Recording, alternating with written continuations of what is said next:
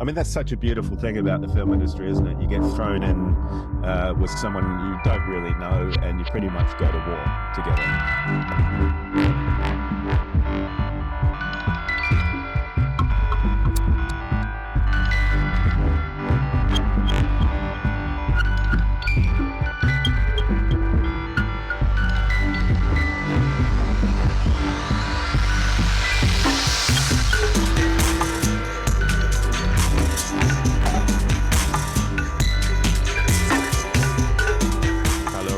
Our next guest on the We Need to Talk About Oscar podcast is cinematographer Callan Green, who has worked on shows like Guild, this year's Apple TV Plus release Masters of the Air, or today's main talking point, Netflix's The Gentleman, created by Guy Ritchie, starring Theo James, Sky Scodelario, Daniel Ings, and Vinnie Jones. Hi, Callan. How is it going?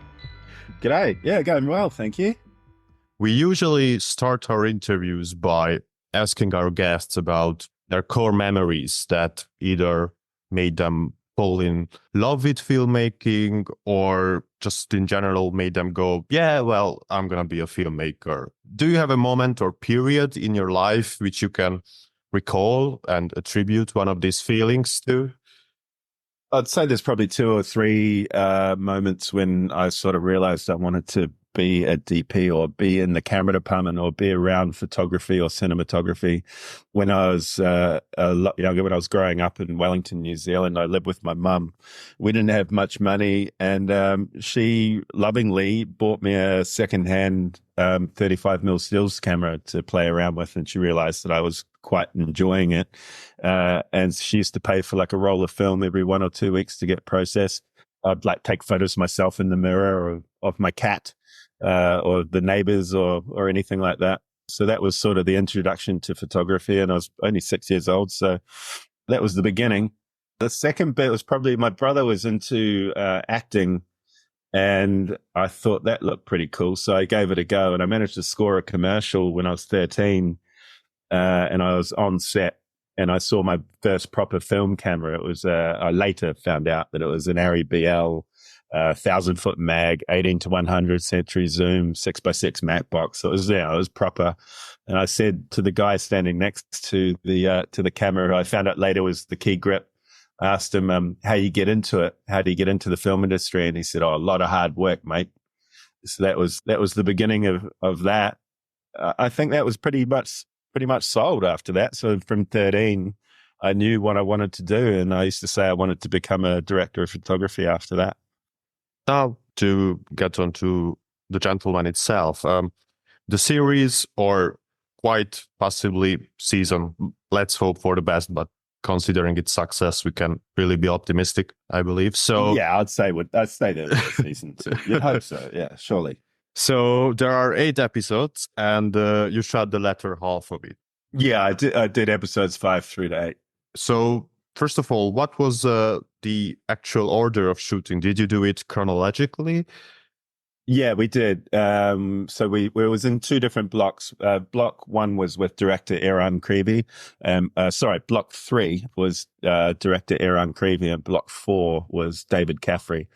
So we started. Well, to be honest, we shot 5 and 6 together, because we often double banked on the locations. And then when we changed director, we would start again and would shoot 7 and 8 together. And how was picking up from where the first half of the story had actually been shot already? Yeah. Man, it was pretty nerve-wracking, to be honest. Like, we were lucky enough to be able to see an early cut of episode 1 when we first started off, because they'd shot it, I think, in November 2022 or something like that. And I started working on it, I don't know, maybe March or April 2023.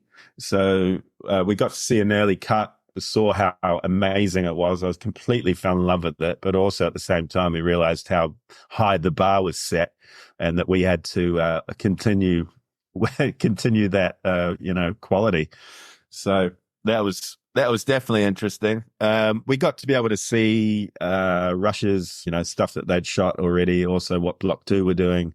But mainly we just stuck to our own script, and we just did our own thing within the realms of the Gentleman sort of vibe, I suppose you could say.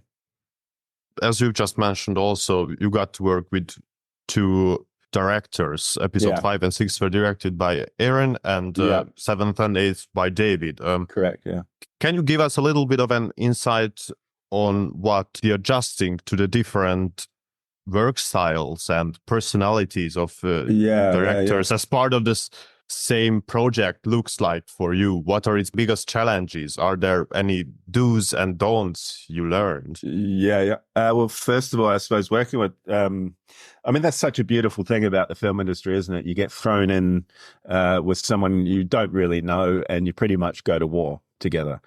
And so you get to know each other pretty quick. Áron is just such an amazing person. He's, just a super creative, super talented guy. He also is a writer, and I'd say he's one of the most exciting people I've ever worked with. Yeah, so he was a lot of fun. We got on great from the start, and I wasn't supposed to do Block 4, or at least I didn't think I was supposed to do Block 4. So I was on set one day, and the producer came up to me and said, "Oh, can we have a chat?" And I was like, "Oh shit, what have I done? Or what haven't I done?" And he goes, "Oh, would you be interested in continuing on and shooting Block 4? The last 2 episodes." I was like, "Wow, yeah, man, absolutely, that'd be amazing." So David was doing a set visit, and I got to meet him, and he's just brilliant. He's awesome too. Different directing styles. David kind of lets things kind of happen a little bit more, and he just sort of adds what he wants to add when he feels that it's necessary, or obviously in pre-production or on the shoot. Áron kind of is a little bit more boisterous, but they both have fantastic directing styles, and I really enjoyed working with both of them. And actually, how long did you learn about that you were going to be the one shooting Block 4 before starting on it? It wasn't, I think we're probably 2 weeks away from wrapping on Block 3. So it was, I think just David didn't have someone necessarily in mind that he wanted to work on it. So they suggested, why don't you just crack on with Callan? And it worked well. It worked really well. Yeah, it's about 2 weeks. So you had picking up after the first half was shot, then starting on Block 3, so knowing that you are the one who were to be shooting Block 4, and also you had to have a grasp on the general look and the feel of the whole Bird of the Gentleman, thanks to a film already existing in. Yeah, correct. But I mean, Ed Wild and Guy Ritchie. Ed Wild is the main unit. First block director. He shot Eps 1 and 2. So he set the look, he set the light, and between him and the production designer and Guy, they got it all set up. So they also created. Well, Ed also created a PDF of kind of, there's just a few pages of like what to kind of look for and what maybe not what to do. And it wasn't too heavy on the guidelines, but it was just nice to know what they liked and what they didn't like potentially. And there actually is quite decent structure between and all along the episodes, as they are connected well, and Epi 1 and 2 sets the tone. Then we get to know the characters a little better in the third and fourth, and then episode 5, where everything starts to go wrong wherever they can for our heroes, and we really start rolling and firing on all cylinders. For example, we get a car chase straight away in the first 10 minutes of the previously mentioned 5th episode. Now, of course, we know what a major role cinematography plays in regard to the pacing, and this show is a perfect example for that. What, I don't even know how to put it exactly, but what were your weapons of choice in this matter? Well, I suppose, I mean, we did a bit of we did a lot of prep together, and we looked at quite a few films. So like I was quite into Amelie as a bit of a reference for this one. Also The Big Lebowski. And then for Ep 6, we looked at the Creed and Rocky films and stuff like that. But then also we'd just generally give a bit of a nod back to Guy's kind of crime genre, really. Áron was really good at coming up with a shot list of what he wanted to see emotionally, but then also he'd get quite creative with what we could do. And then we'd have a chat about like what we could really do, like for instance, the episode 6, when we go to Susie Glass's boxing ring, on paper, that was just pretty much written down as there's a boxing fight, Jack Glass is winning, and you cut to Susie and they're cheering him on. But we were like, why don't we get the Phantom? Why don't we shoot some boxing at 1,000 frames a second? Then when he hits the canvas, we can, frame ramp back to 24 and then spin around and push into Susie as she jumps up and cheers on her brother. So I suppose it was the films of past and also just what we wanted to do, because what you're allowed to do in the Guy Ritchie crime genre is get away with pretty much anything as long as it suits the emotion of the script. So we pushed things pretty far. I mean, quite a lot of stuff that we shot got cut out, but then a lot of it got left in as well. So we're pretty happy with being able to play around. It's funny because now it's going to look as if I improvised this question, but actually my next was going to be about the boxing scenes in episode 6 with Susie's brother Jack. And actually I wrote up Creed as an example for a question, so that we don't have to go any further than the 3 Creeds or a very recent release that, even if it's not boxing, but wrestling, is the Iron Claw, where we get a big chunk of ring action. And these 2 films, if you count the 3 Creed movies as one, had their main focus on the ring action itself. However, here in The Gentleman, we only get to see it for a couple of shots, but its aftermath plays a major role in the episode's storyline and even all the events that happen later. Yeah. How much thought and time can and could actually go into this sequence? Into the boxing? The actual boxing? Or so we found a location called Magazine in London, which overlooks the Canary Wharf. And the best thing about this location is the massive windows that see onto Canary Wharf, and when the sun sets, it sets really beautifully in the background. The problem with this place is it's not cheap, and we needed to put everything in.